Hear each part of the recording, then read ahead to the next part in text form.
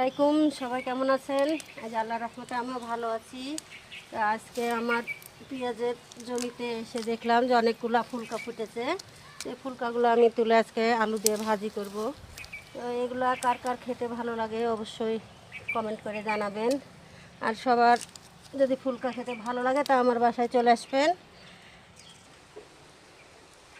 তো এই যে চলে এসেছি আমার এই জমিতে কিছু সরিষা লাগাইছিলাম। তো এই যে সরিষাগুলো দেখতে পাচ্ছেন কত সুন্দর হয়েছে। তো এর আগে আমি ধনেপাতা লাগাইছিলাম, তো ধনেপাতাগুলো আমার পাখিতে খেয়ে নিয়েছে, তাও কিছু কিছু বের হয়েছে। তো এই জায়গাটা কার কার ভালো লাগছে অবশ্যই জানাবেন। আর অনেক রকম ফুল ফুটেছে, ফুলগুলো কিন্তু দেখতে খুব সুন্দর লাগছে। আর এই যে এদিকে দেখেন কত সুন্দর গোছার শাক বেরিয়েছে, একেবারে বড় বড় সুন্দর লাগছে দেখতে। কিন্তু আমি মাঝে মধ্যে এখানকার গোছার শাক রান্না করি তুলে নিয়ে। তো বোঁথা শাকগুলো দেখতে পাচ্ছেন খুব কিন্তু বড় হয়ে গেছে, দেখতে কিন্তু খুব সুন্দর লাগছে। তার মধ্যে কিন্তু সরিষার গাছগুলো কিন্তু আরও সুন্দর লাগছে।